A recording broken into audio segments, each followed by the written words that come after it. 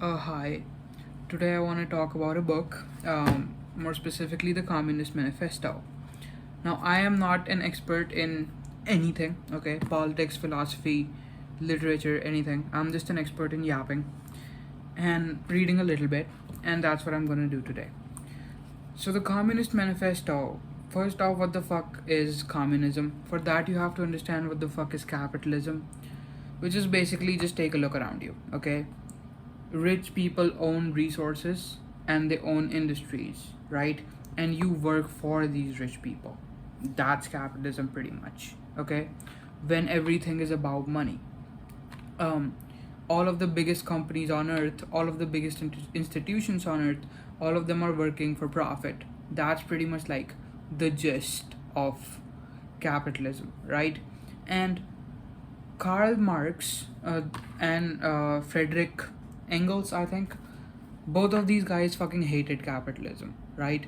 And as I think the French Revolution, or was it the Industrial Revolution? I don't fucking know. One of those happened, and we stopped from like the feudal system, and we kind of moved on to a different way to manage the people.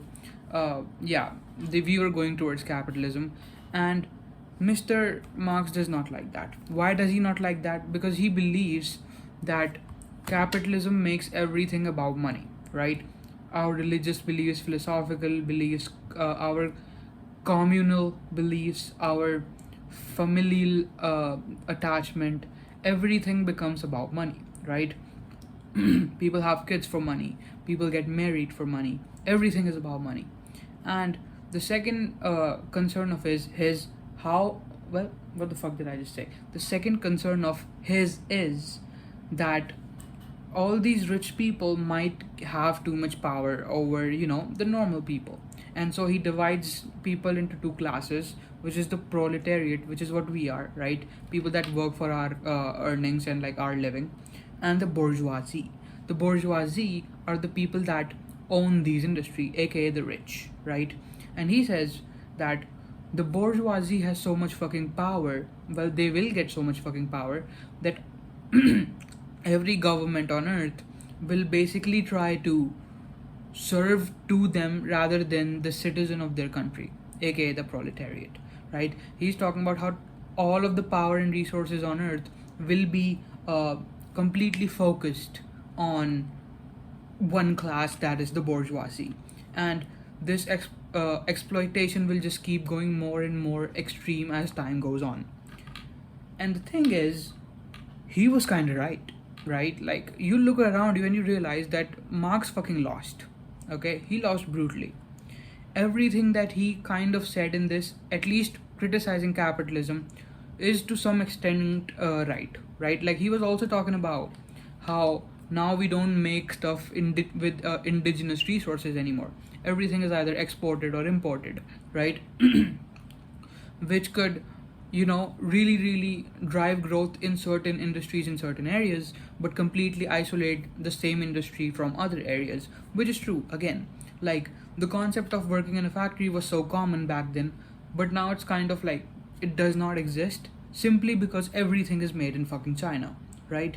And a lot of other concerns as well. Like, he writes a lot of stuff about why he does not like capitalism, and then he proposes communism. He talks about how, well, what is communism? Okay, the simple way to say is that the concept of bourgeoisie is removed from society, okay? There are only two types of entities. There is the proletariat, people that work for their money, and the government, aka the state. His proposal with communism was basically a system in which the state owns everything, right? Every big industry is owned by the state. This way, the concept of uh, how to explain? Okay, the divide of money will not lead to divide of power, right? And now everybody is same, right? Like, in a capitalist society, all the rich people have all the power. They are favored by the law. They are favored by everybody. But in a communist society, he thinks that, well, in his ideal vision of communism, the state owns everything and it gives people out what they need. And so nobody would have excess power over others, right? um, But there are some issues to this, obviously. Like, the biggest one is that Marx and Engels both have this very naive assumption that everything is a problem of power and money, essentially, right? Which is not true. You don't hate minorities because of money. You hate them because you think you're superior to them. And that's how it works, right? Same with misogyny. He tries to make this narrative that the reason why women are treated like resources is because of capitalism and stuff, which is not true. The reason why women are treated like resources is because a lot of men fucking hate women, right? And while I do like the idea of communism, I do not think that it is ideal. It is the same as capitalism, right? In a capitalist society, at least on paper, it sounds fucking amazing, right? It sounds like, oh, every single person has all the freedom on earth and you get what you earn, and like fucking crazy. But that leaves a lot of room for exploitation, and you cannot expect that communism will not leave a lot of room for exploitation, right? Wherever there is room for profit, there is room for exploitation.